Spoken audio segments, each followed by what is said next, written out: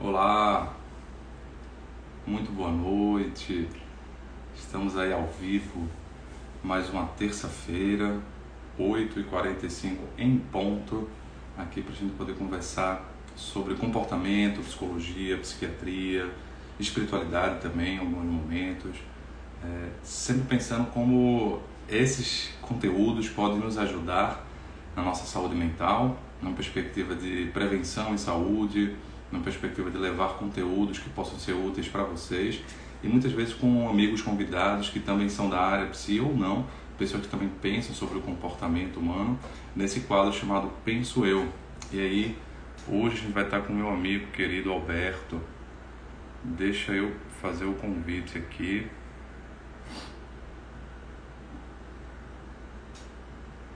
Enquanto vocês vão entrando, eu imagino que o som tá bom, né? Vocês estão escutando. Pronto. Tá tudo bom no som, né? Tá dando para escutar. Sinalizem por aí. Pronto, Alberto. Tem só que tu virar tua câmera, cara. Percebi. Queria que você visse o pão de Belém do Pará. Eu percebi, cara. Ele é um pão absolutamente sem bromato, delicioso, fantástico. Ah, é? Porque sem bromato, o que é isso? Sem bromato. Bromato é aquele que faz o pão estufar e fica, Ah, parece gente que é vazia por dentro e grande por fora. beleza. Eu não conhecia não essa expressão. Os pães de bromato são assim. São pessoas vazias, eles lembram pessoas vazias. Você põe o bromato, o pão cresce, fica bonitão, entendeu? Aí quando Ah, ele vai, ele é completamente oco por causa do bromato. pois é, esse Alberto sempre tem uma expressão nova que eu não conheço. Né? Sempre tem um, ou da geração dele, ou uma coisa culinária que ele gosta bastante, né? O Belém do Pará tem uma culinária riquíssima, tipo Pernambuco, só que talvez seja um pouquinho menos que Pernambuco, mas é muito bom também. Belém do Pará na sua culinária, né, Alberto? Não, a culinária de Belém do Pará, ela é de longe maior e melhor do que o do Brasil. Você sabe que tem dois festivais de culinária internacionais em Belém por causa da questão das iguarias. Ah, é? É. Ah, Então, a terra do açaí, ela é incomparável. Então, o bolo de rolo fica um degrau um abaixo. degrau abaixo é mesmo. É, E o bacalhau do norte, aí é o pirarucu, né, o nome? é o pirarucu, uma Ah, delícia, fresco, é. feito de várias formas. Hoje já tem até pizza de bacalhau do pirarucu, né, que é o bacalhau da Amazônia. É alguma coisa imperdível.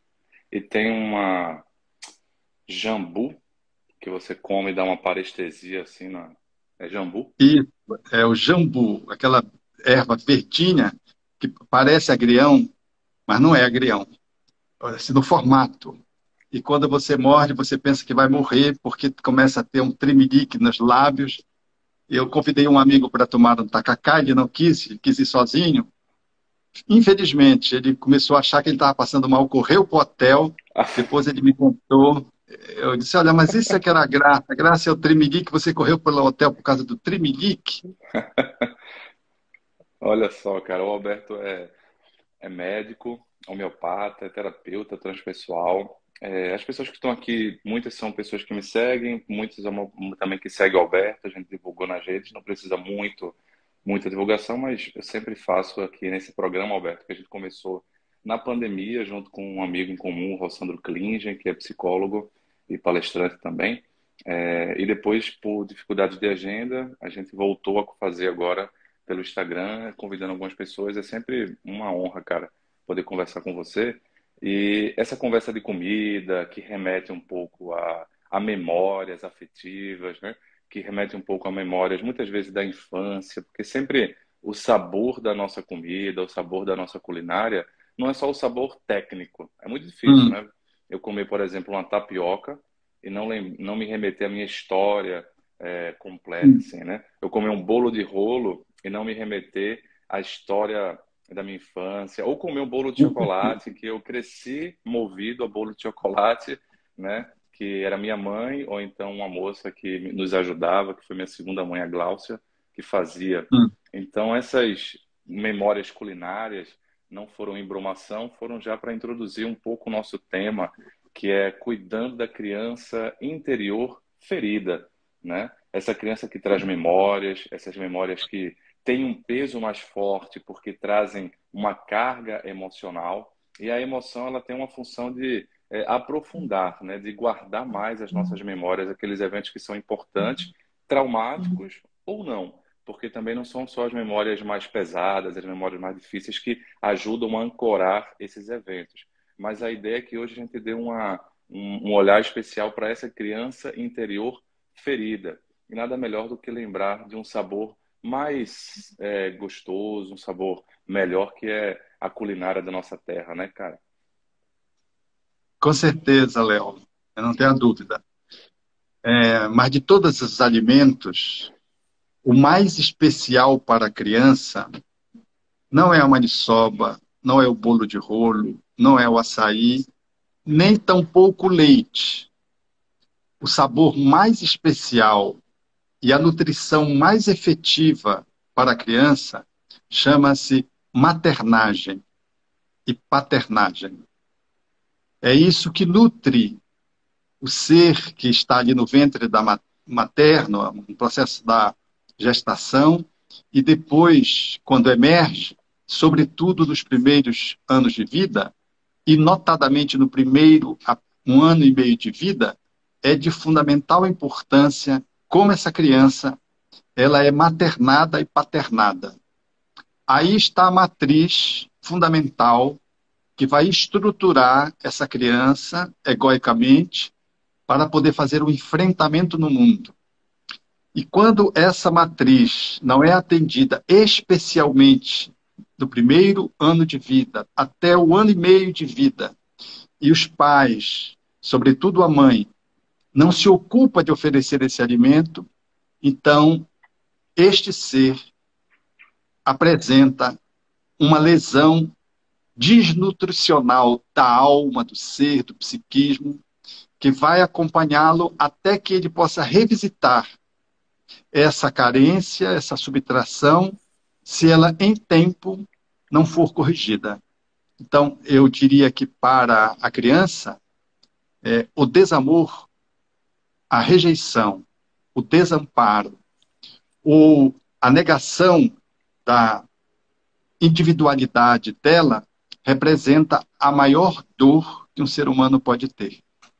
Porque ele não pode se defender, as suas estruturas de autoproteção estão ainda embrionárias. Então, quando uma criança ela é desamparada, ela é rejeitada ou ela é abandonada, surge a primeira grande dor na criança, que é se sentir menos, que é se sentir não querida. E aí emerge algo que acompanha uma quantidade de adultos que somos na Terra, que é a vergonha. Se a minha mãe não foi capaz de me amar, de me incluir, de me querer, se eu não sou capaz de ser amado pelos meus pais, quem vai me amar? Então surge uma vergonha que não é a timidez, é uma vergonha tóxica, que faz com que a criança tenha um autoconceito e uma autoimagem muito comprometida. E esse comprometimento vai repercutir mais tarde na autoestima, no autovalor, na autopercepção de si mesmo. Tudo pelo que aconteceu lá atrás. A gente acha que uma criancinha dentro do útero ou fora dele nos primeiros tempos não capta nada, não sente nada. Então, a medicina fetal hoje trouxe grandes contribuições acerca do útero e, naturalmente, que as abordagens psicológicas que pegam a criança que nasce confirmam a importância da continência, do acolhimento à criança. Eu penso que nós, como profissionais da área médica e da área de saúde, da área do comportamento, precisamos estar muito atentos para poder olhar com desvelo esse cardápio que não pode faltar, que é de alimentar a criança quando ela está dentro do útero, para além do sangue placentário, e fora dele, para além do peito materno. Não é só dar o peito para dar o leite. Uhum. Efetivamente, é algo que é muito superior, sem exclusão do peito, e que faz valer o sentimento de que eu sou amado. Mais tarde, para que a gente possa se colocar no mundo e se sentir um amante da vida, ela é de fundamental importância que a gente se sinta amado. Quem não é amado não ama, não Uhum. aprende a amar.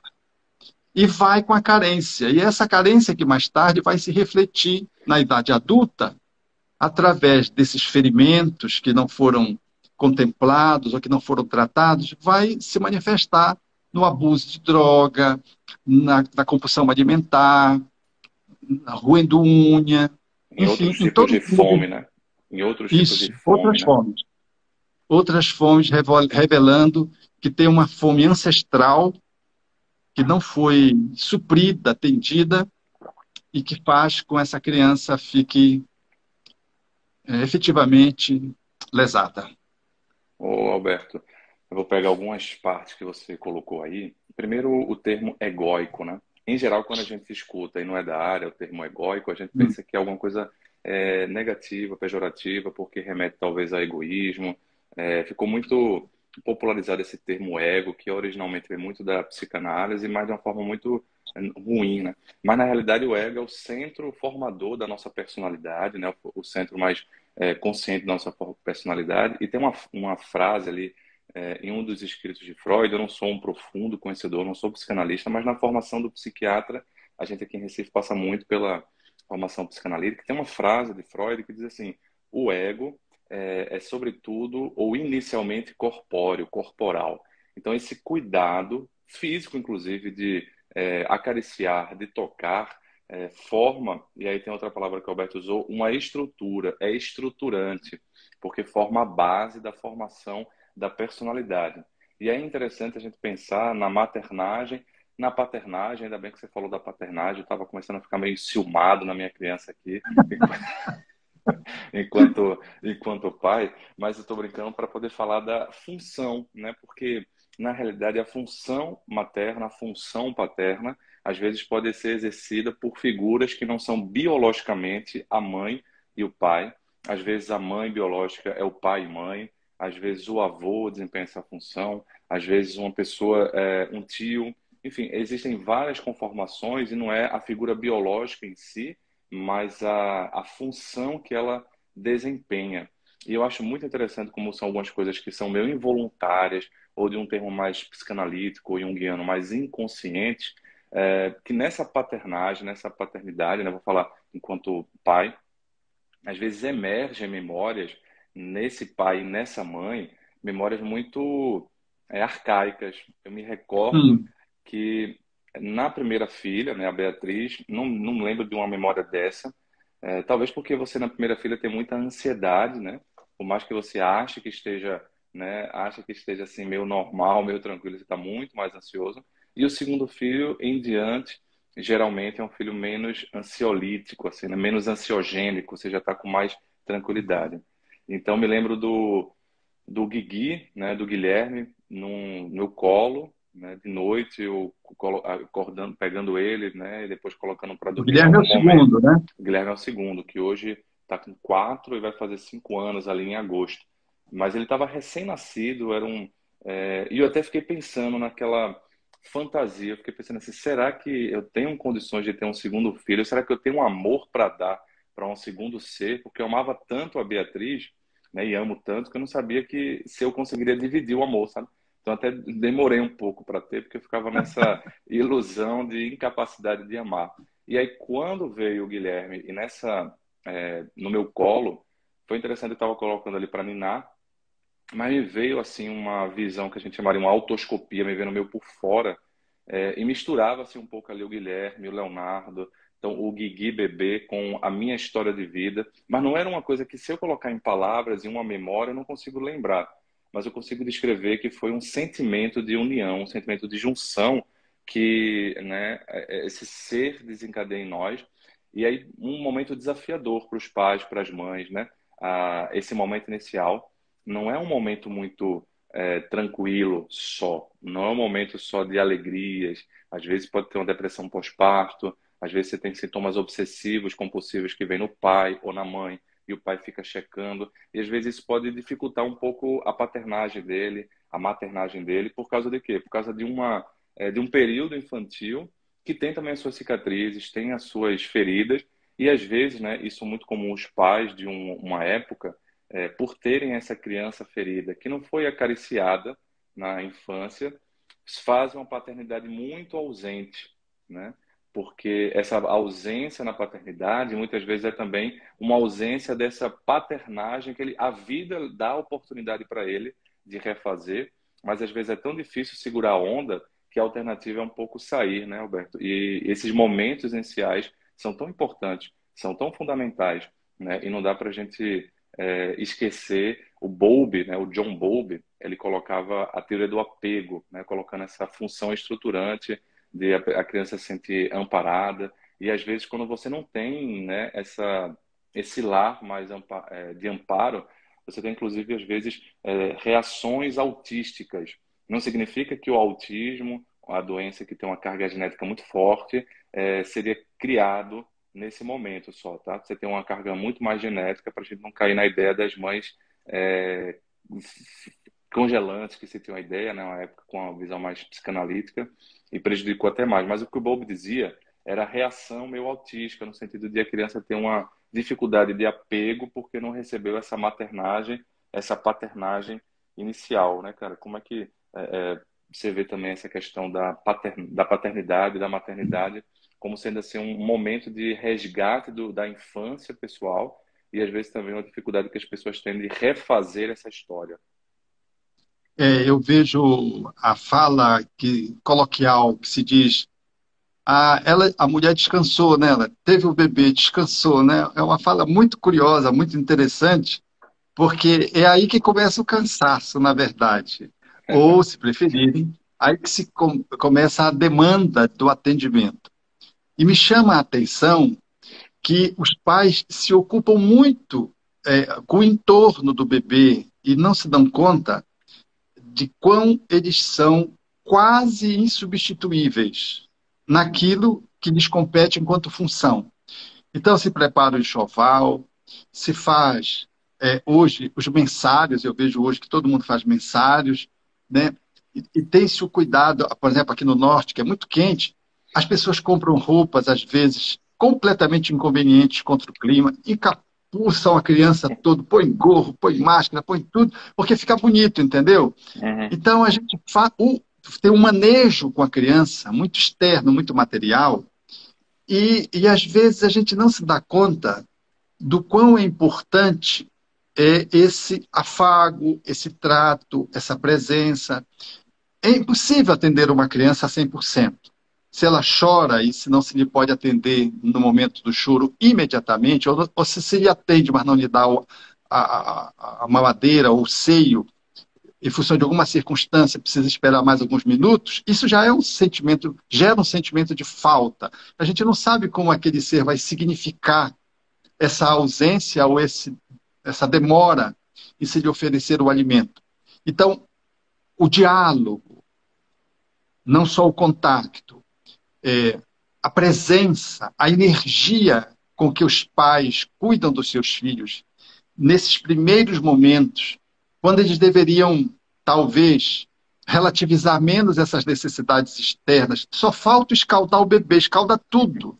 E estão muito mais preocupados com as infecções externas do que propriamente com aquilo que vem de dentro do ser daquela criança, que é a sua estrutura que está sendo moldada, modelada ali a partir dessa interação pai e mãe, nesse cuidado com o bebê. Eu quero dizer também, na paternagem que você levantou, pedindo a minha opinião, eu vejo com muito carinho hoje os pais mais comparecendo na paternagem, na nutrição do bebê. Porque antes ficava muito com a mulher, o homem era o provedor, muito distante, nem tocava no bebê, porque era pequenino, era mole. Hoje em dia, a intensidade disso chega a ser até curioso. Eu tenho um amigo, um colega nosso médico, que por sinal está aí em Pernambuco atualmente, e ele dizia assim, Alberto, eu olhava, vivi uma experiência assim, tinha um amigo que estava num casamento, e o meu amigo disse assim, não, eu já tenho que o meu bebê nasceu. E eu digo, cara, esse casamento, ele dizendo para o cidadão, esse casamento é um casamento na vida, não tem outro dia, o teu bebê está aí, vai continuar aí. Aí ele dizendo, eu não entendi aquele cara. Hum. Hoje, ele teve um bebê, teve uma criança, um filho, ele chegava do plantão extremamente cansado e dizia assim, Alberto, eu me vejo fazendo com a criança tudo aquilo que eu achava bizarro nos outros.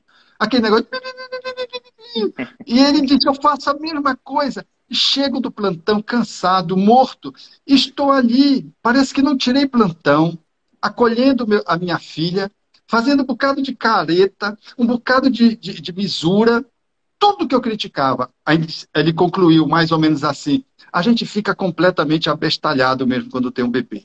Então, quando a gente se entrega a esse movimento natural da natureza, não é só a mãe que tem um útero e que tem dentro de si esse processo visceral. O pai, hoje, deve comparecer, tanto quanto a mãe, na medida da sua conformação, da sua participação e do seu jeito, o máximo possível para fazer, junto com a mãe, esse dueto no atendimento à criança, para que não haja a exclusão de um ou de outro nesse caminho que às vezes fica muito social, Uhum. onde a intimidade, o relacionamento intimista com a criança, de estar fazendo ela ficar mais com os pais reservadamente, ela é exposta, porque nasceu, todo mundo tem que conhecer, as visitas, ele faz o mijo do bebê. Não sei se tem aí em Pernambuco o mijo do bebê, tem aí em Pernambuco? Não, essa não. Aqui no norte tem, porque o pessoal quer beber, então inventa a história do mijo para mandar bala. E Ah, vão visitar uma criança, é para tomar um mijo, quer tomar ah, a bebida, essa que é entendi. a celebração. Então, nós às vezes nos perdemos nesses cerimoniais, que tudo bem, pode comparecer, pode ser importante, pode ser legal, mas nada disso substitui essa chegada, essa pegada de pai e mãe, que são estruturantes para que a criança possa fazer, vamos dizer, uma performance posterior, seguindo os passos posteriores, que são inevitavelmente importantes. Que não Penso que seja, que não seja, né, Alberto? Você falou, eu me lembrei de que não sejam distratores para desviar completamente a atenção dos pais, porque é o mais importante, né? Que sejam momentos de celebração, mas que não sejam anestésicos, né? Até engraçado essa questão do alcoólico, né? Simbolizado no mijo do bebê, que o alcoólico, enfim, para quem tem essa característica, que seja um momento de celebração, mas que não seja um anestésico, né? Não seja uma embriaguez constante dessa função paterna para sempre, para que não possa se desviar do ponto fundamental, porque eu acho interessante eu pedi para a Graça me passar o índice, o sumário, na realidade, de um livro do Alberto, que tem esse título, né? Cuidando da criança interior ferida, eu acho que o título é esse, né? E não tem um terceiro capítulo que fala assim: há um órfão dentro de você, né? Colocando essa perspectiva das memórias, dos resquícios, das nossas dificuldades, da nossa orfandade, simbolizando certamente as ausências, esse tipo de abuso, que é o abuso emocional da ausência. A ausência é um tipo de abuso até mais difícil, né? Porque é tudo isso que a gente está colocando. eh, e como é que é? O que é que você, qual é a ideia que tu traz aí, cara? Que eu acho que essa é uma ideia bem importante dessa orfandade que todos nós temos, num grau maior, num grau menor, até porque, de uma certa forma, né, nós somos um tanto quanto insaciáveis. Então, de certa forma, por mais que tenha ali há uma pais, incompletude, né? nós somos um pouco Há uma insaciáveis. incompletude. É. Mas como é que você percebe? O que é que você coloca aí, cara? Eu Eu acho esse capítulo percebo, importante. eu percebo que, por pior que esteja a crise econômica, os bares nunca estão vazios. Ali estão as pessoas no exercício de lidar com a dificuldade econômica, com as suas carências, tomando o álcool em grupo na busca do alimento que lhe faltou lá atrás. Quantos estamos órfãos dentro de nós mesmos porque temos um bebê que nos habita e esse bebê domina esse adulto.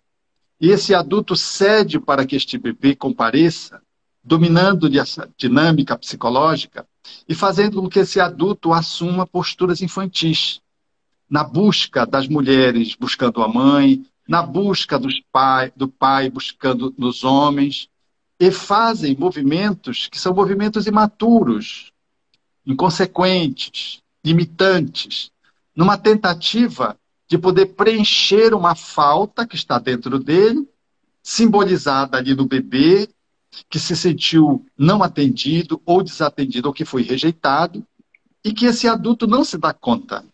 Então, enquanto adultos, nós precisamos estar avaliando quando surgem determinados comportamentos que eles não são condizentes com a nossa maturidade ou com a nossa faixa etária, que eles já não mais se ajustam, porque eles são muito infantilizados, às vezes eles são comportamentos que traduzem uma imaturidade que deixa o adulto, às vezes, até numa posição fechatória, seja na agressividade, seja nos medos, seja nas buscas do afeto, nas manifestações mais básicas das emoções, o adulto, às vezes, está congelado ou está compulsivamente se lançando numa direção, dominado por uma criança, uma parte dele que não foi suficientemente estruturada, atendida.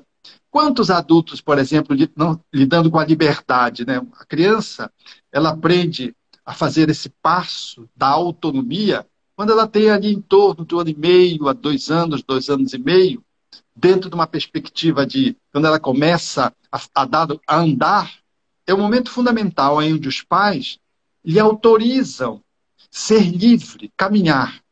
Mas às vezes a superproteção, às vezes o abandono, não ensejando que a criança possa fazer esses ensaios acompanhadas, protegidas, as regras castrativas, elas acabam criando na criança um processo de obstáculo à manifestação da sua autonomia. E essa autonomia, que fica comprometida na criança, ela vai repercutir lá no adulto. E quando a gente vê, tem, né, um adulto com uma criança interna que não consegue lidar com a liberdade, que tem um receio demasiado de ultrapassar limites, de avançar profissionalmente, de se lançar num relacionamento afetivo promissor por conta de não ter aprendido a usar uma liberdade, em razão de uma castração.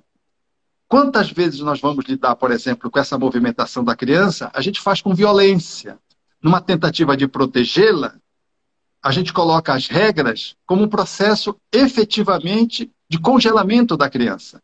Toda regra, ela não existe para segurar a criança. A regra, ela existe para que a criança tenha autonomia e ande, mas ande com segurança. Mas a gente aprendeu que regra é fechamento, regra é não. E a gente perde essa pegada justo quando a criança está nessa faixa de idade, e quando ela não aprende nessa faixa de idade, fica aí outro ponto esgarçado que vai ter as suas repercussões mais tarde no homem comum, que apresenta os seus medos, que apresenta as suas dificuldades de dar com a liberdade, ou nos quadros mais graves, psiquiátricos, quando essas desestruturações elas avançam para além da emocionalidade e como que contaminam a estrutura mental, e aí você pode entrar aí e dizer de algumas dessas transtornos que emergem quando não se sabe lidar com a autonomia da criança, com o exercício, portanto, da sua liberdade. Que Ô, mais tarde, dentro do adulto, contamina esse adulto como uma criança que foi órfã de ser bem educada, de ser bem amorosamente tratada e encaminhada para lidar com limites e com regras. cara, eu lembro de uma pergunta que me fizeram, eu vou colocar a resposta rapidamente que eu dei, mas eu queria também remeter para você. Era uma pessoa que tem muitas memórias traumáticas na infância. Não era uma pessoa que eu atendo, então não conheço profundamente, mas ela me colocou rapidamente em algum contato de palestra, das memórias, da dificuldade da infância, da adolescência, especialmente agressões físicas, muitas confusões e muitas ausências também. E ela ficava muito, uma palavra pernambucana, que é arretada, né? No sentido irritada, quando ela via algum psicólogo ou psiquiatra terapeuta ou terapeuta falando assim, olha, você precisa ressignificar as suas memórias, os seus eventos. Ela falou, mas doutor, como é que eu vou ressignificar esse negócio? Eu não consigo entender. E aí eu expliquei rapidamente aqui o resumo da explicação, que olha, ressignificar não significa tapar o sol com a peneira, que é outra expressão, não sei se tem aí, mas assim, negar Bem, a realidade, né? Tapar o sol com a peneira. Ou seja, não é você querer dizer que aquele evento traumático, ruim em si, foi bom, foi prazeroso, foi gostoso de passar. Não é dizer que isso foi bom de passar. É ao contrário, é identificar a ferida, identificar, portanto, o trauma, as questões, as memórias, mas o ressignificar é mais o aprendizado que a pessoa vai fazendo ao longo da vida. Então, é como o Viktor Frankl, ele não vai dizer que o campo de concentração foi bom, foi isso, foi legal. Ele vai fazer, inclusive, uma militância, como todos nós, para que o nazismo, para que os campos de concentração não aconteçam novamente. Mas, em já acontecendo, ele vai dizer que, olha, não é só a alegria que traz um significado, não é só a conquista, mas o sofrimento e a dor, e, portanto, essas memórias difíceis também podem trazer algum aprendizado a longo prazo. Então, ressignificar não significa tra- achar que é uma coisa que foi ruim, foi boa, mas sim um aprendizado que a gente pode tirar ao longo da vida. E essa pessoa conseguiu, pelo que ela me contou, conseguiu ser uma mãe diferente, construir uma família diferente, ser uma pessoa diferente. E, de certa forma, ela conseguiu cuidar um pouco da sua criança. E aí eu queria trazer essa pergunta, remeter para você também essa questão, que eu acho que é uma questão muito comum de a gente encontrar nos bastidores das pessoas, dos nossos bastidores, como cuidar dessa criança órfã interna, dessa criança ferida, portanto, essas várias formas de ferida, como ressignificar essa vida, né? Cuidar dela é ficar bem fixado no passado, como olhar para o passado e não ficar fixado no passado, mas também não ignorar. Enfim, jogando aí para você também a tua perspectiva, cara. então, olhar para dentro de si mesmo, eu penso que o autoconhecimento, o exercício da reflexão, a meditação, para ficar em dia com a sua própria história. Nós brasileiros não gostamos de história, o que é lamentável. Nós não fomos vocacionados a aprender com a história, né? A gente não valoriza a história. E nossa própria história, nós não somos estimulados a isso. Aliás, nós, seres humanos, do mundo geral, não do brasileiro, nós não somos estimulados a fazer esse mergulho interno. Eu lembrei agora, falando para ti, de um psiquiatra que eu tive a oportunidade de, num curso que fazia de psiquiatria, ele dizer, um colega perguntou quanto tempo a pessoa deveria fazer psicoterapia. E ele disse, eu acho que a pessoa deve fazer a psicoterapia a vida inteira. Eu achei aquilo. Depois nós fomos conversar, e hoje em dia eu quero dizer que eu já concordo. Não assim, nesse estilo profissional necessariamente, mas eu quero dizer que nós precisamos de nós mesmos a vida inteira, procurar estar se olhando, mergulhando dentro de si, para atualizar a nossa própria história, avaliar o que aconteceu conosco e estar repaginando algumas páginas que ficaram meio atrapalhadas e fazer esse movimento de transformação. Porque nós, habitualmente, se não fazemos isso, a nossa criança interna ferida, ela vai explodir no nosso filho. Porque quando a gente tem o filho, a gente faz com o filho que fizeram conosco. Uhum. Então, a gente passa de uma geração para uma segunda geração. A abordagem sistêmica familiar diz que aquilo que foi uma encrenca na geração anterior aumenta na segunda geração, quando não tratada, e na terceira geração cria um quadro psiquiátrico, porque vai Uhum. num movimento crescente, sem ser cuidado, sem que se ninguém use de uma intervenção adequada para interromper aquele legado negativo, e inevitavelmente a pessoa vai de mal a pior. Então, o autoconhecimento, ele nos ajuda a nos olhar. E em nos olhando, nós vamos aprendendo de que tudo na vida é ensinamento. mesmo as dores. As dores da criança, quando transformadas, se transformam em competências, em talentos. E nós, quando temos os filhos, temos a oportunidade de resgatar as nossas próprias dores, porque quando nós atendemos a nossa criança, nosso filho, a nossa filha, com a consciência da nossa história, não Uhum. só nós não repetimos aquilo que fizeram conosco, como nós nos curamos educando-as, amando-as, cuidando Uhum. delas.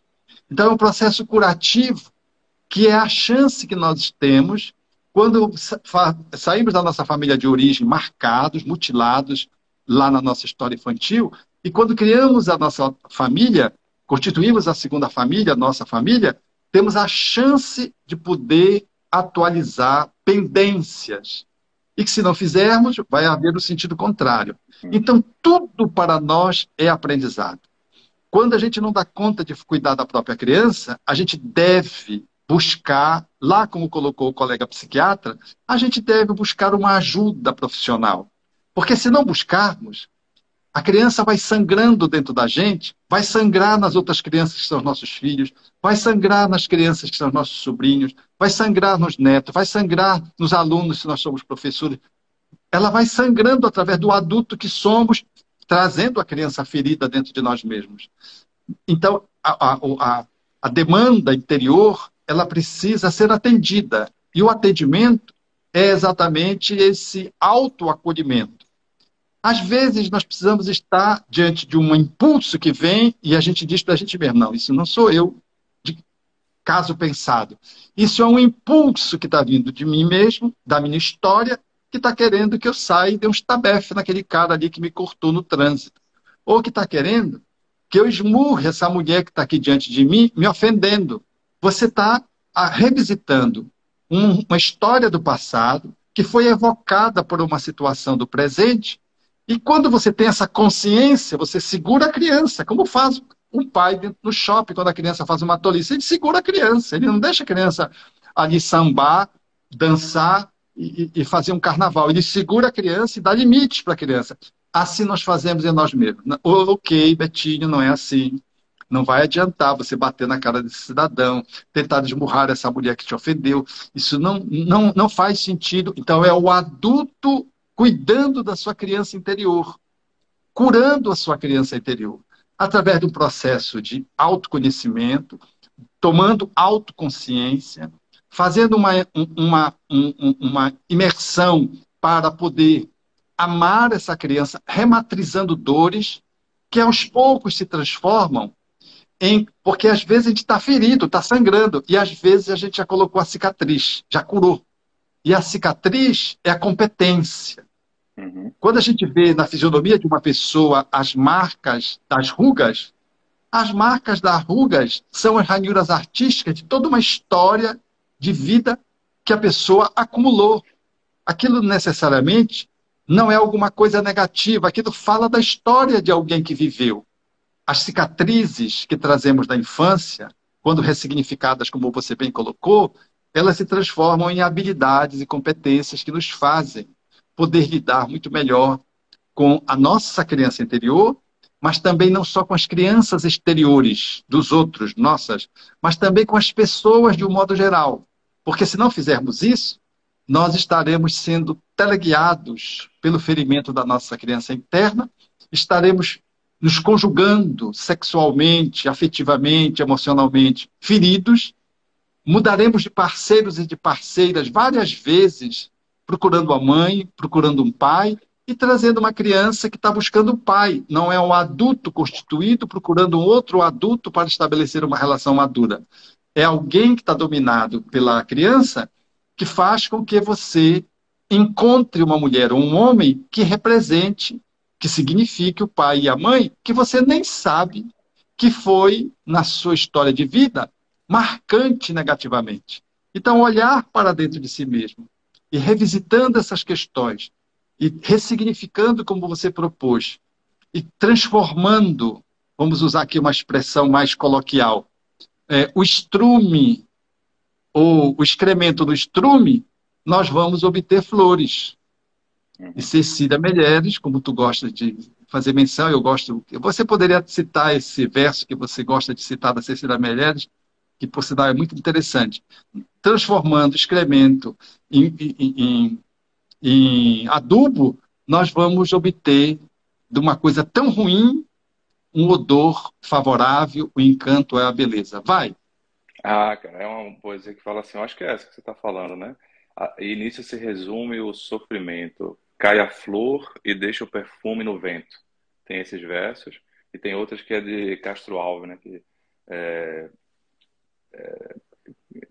é a gota d'água que vai caindo no arbusto que vai subindo, pleno de seiva e verdor. Ou o fragmento do estrume que se transforma em perfume na corola de uma flor. Acho que são esses dois versos, né? Que você já me É, viu citando. é Uma isso de aí. Cecília Meirelles e outra do Castro Alves. E eu acho interessante a gente pensar no seguinte, cara. O tempo passa rápido, especialmente para duas pessoas que estão acostumadas a falar bastante, né? Que é um para que estão acostumados a trabalhar calados, né? Escutando, que tem a oportunidade de falar, vai falar bastante, né? Vai ressignificar esse negócio aí. Mas para a gente caminhar para essa etapa final, acho que é importante o seguinte: se a gente não olha para a nossa história, para essa criança, que tudo bem, tem as suas orfandades, tem as suas feridas, mas ninguém é, é só repleto de feridas a infância inteira. Por que eu digo que ninguém, pelo menos se você está hoje adulto, porque não aguentaria viver. A gente não aguentaria viver, É não verdade. aguentaria estar vivo se só tivesse feridas. Eu digo isso com duas provas, tá? Primeiro, a gente, o Alberto conhece aqui, a gente sempre lá em família ajudou uma obra, um trabalho social, né, do Coque, que é um bairro muito pobre aqui de Recife, quer dizer, na verdade é entranhado no centro de Recife, mas muito violento, com muita droga, né, muito tráfico de drogas. E aí uma das crianças nossas acabou indo para o tráfico de drogas, sendo o avião entre a droga e o comprador ali. Em determinado momento ele foi preso num local de menores, acabou entregando um pouco a rede ali de tráfico e acabou sendo morto. Mas a morte dele foi muito cruel, assim. Foi esmagada a cabeça dele entre o meio-fio com uma pedrada. E o irmão dele, uma criança, viu isso. E aí o irmão estava querendo se vingar. E a mãe, coitada, veio nos procurar, falando assim: olha, por favor, deem atenção para ele, falem de perdão, falem de amor, falem de Jesus mesmo, porque eu tô com medo desse meu filho morrer e eu perder os dois, e não apenas um. Naquela altura, mais ou menos, estava passando uma série de reportagens num jornal com um MC fazendo reportagem com essas crianças que eram aviões ou gaviões lá no Rio de Janeiro. E ele perguntou para uma criança de 6 anos de idade se ela não tinha medo de morrer. E a criança com 6 anos de idade falou: não, tenho não. Morre eu, nasce um pior do que eu. Então veja, 6 anos de idade, sendo apresentado muito precocemente, né, com essas feridas, ou vai morrer por uma questão de um homicídio, vai ser morto rapidamente, ou então vai morrer muito internamente, como essa criança que tem 6 anos, não é para ter a ideia do que é morte ainda, ela não sabe exatamente o que é morte, porque o pensamento é muito abstrato, mas ela tem a concretude e uma concretude pessimista. Então, se você está vivo, assistindo, com certeza, né, numa questão estatística, uma questão de amostragem, você também tem memórias boas, né? E é interessante que não olhar para essa criança ferida também não vai fazer você olhar para essa criança que foi acariciada e precisa ser olhada, porque tem uma coisa da psicologia positiva, fundada pelo Martin Seligman, que nos diz o seguinte: estudando a felicidade, o período que nós mais temos facilidade de sentir emoções positivas, alegria, felicidade, o sorriso é na infância. Não é à toa que no bebezinho você tem um sorriso social. Então a gente vem programado na infância com essas emoções positivas e às vezes nós vamos deixando que a vida nos desprograme dessas emoções positivas. Então se a gente se descola dessa criança ferida, a gente também vai se descolar dessa criança que sorri, dessa criança que tem alegria. E aí eu pego uma metáfora que você cita para trazer também essa reconexão como uma forma de curar, né, ou de cuidar dessa criança ferida, acionando essa outra criança que a gente tem, que era uma criança alegre, que foi amamentada no seu amplo sentido, né, e que tem essa possibilidade de sentir alegria também, como uma forma de esperançar a nossa vida. E você pega a metáfora ali do Carl Gustav Jung, né, num capítulo, chama A Criança Maravilha. Eu queria que a gente pudesse, talvez, ir encerrando a nossa conversa com essa perspectiva esperançosa. Eu gostaria de aproveitar a tua fala e convidar os internautas que tiverem vontade de fazer uma imersão para cuidar da criança interior ferida. Nós fazemos aqui numa abordagem transpessoal, eu e duas psicólogas, a Graça Almeida e a Lena Lopes, que é arte terapeuta, e nós fazemos um curso de 5 meses, nos quais o título do curso é Cuidando da Sua Criança Interior, que é o Cuidando dos Seus Ferimentos, e fazemos 5 meses esse trabalho. Quem tiver vontade de poder fazer nessa perspectiva transpessoal, pode entrar no meu Instagram e lá fazer um cadastro no ícone curso, pode fazer lá. Esses 3 profissionais do qual eu me incluo, doamos os honorários para uma instituição da periferia de Belém do Pará, chamado Jardim das Oliveiras, que cuida de famílias, e naturalmente de famílias que são sofridas. Eu gosto de dizer que nós temos dentro de nós mesmos essa criança maravilha, que eu gosto de dizer que é a criança dourada. Quando nós nos curamos, nós resgatamos essa criança dourada. E quando essa criança está dourada dentro de um adulto, nós o vemos desse adulto e vemos essa criança dentro dele. Porque ele tem bom humor, ele ri, ele chora, ele ama, ele canta, assovia, não tem idade para ele. A jovialidade comparece como resultado dessa maravilha que é a criança na sua condição in natura e que depois foi se desfigurando, como você bem disse. Mas quando nós, adultos, nos cuidamos, acontece esse fenômeno extraordinário. Aquelas dores, aqueles ferimentos se transformam em luzes. Como eu vou lembrar, aproveitar, acho que o tempo ainda dá, Ah, cara, é você que rapidinho. manda. Você Era, que uma, manda, cara. era um cidadão que estava sendo tratado e ele desenhou, pelo psicoterapeuta, ele desenhou um quadro rachado, escuro na rachadura. E ele perguntou, o terapeuta perguntou, pelo que você desenhou assim? O que é isso, aquele preto de cima a baixo no vaso? Ele disse, aqui isso é minha dor, isso aqui é a minha desgraça. E começou a falar da sua dor. A psicoterapia seguiu. Lá num dia, ele repete aquela obra de arte, mediante a pintura, mas aonde estava o escuro, ele botou amarelo. E o terapeuta perguntou, depois de ver o quadro, perguntou: Isso, o que significa? Ele disse: Aqui é por onde a luz entra. Fazendo menção, portanto, desse processo transformador, perdão, é por onde a luz sai. Fazendo, portanto, menção a esse processo de autocura que nós vamos nos fazendo, curando a nossa criança interior, e dessa transformação que fica um adulto mais leve, que fica um adulto mais sociável, mais brilhante, mais amoroso, mais encantador, mais otimista, enfim. Esse adulto que nós somos, eu e você, né? Você sabe, cara, você sabe que me perguntaram uma coisa dessa, assim, então, o problema é secretário, assim, ele tá, do nada tá, assim, eufórico, porque ele tá sorrindo mais, etc. E é engraçado que nesse trabalho da online, a gente se vê falando, né, cara? Eu, assim, costumo fazer palestra desde 17, você também desde 17, mas eu não me via muito, porque não tem YouTube, não tinha live, agora a gente se vê. Eventualmente tem duas pessoas. E aí eu fui parar para me ver, realmente o cara era um cara muito sisudo, assim, sorria menos. E agora eu Está até melhorando, né? melhorei, até confesso que treinei o sorriso, aprendi com uma fono, que depois que eu fiz uma fono, Gabriela Sóstenes, até mandou um abraço para ela, foi a mãe de um aluno meu. Eu fiz uma cirurgia de desvio de septo, e aí ela me ensinou a respirar novamente, E ela me conhecia de palestra e falou, Léo, você é uma pessoa triste, né? Aí eu, mas triste? Puxa vida. Triste? Foi, porque ela achou que eu era muito sisudo nas minhas falas, muito sério.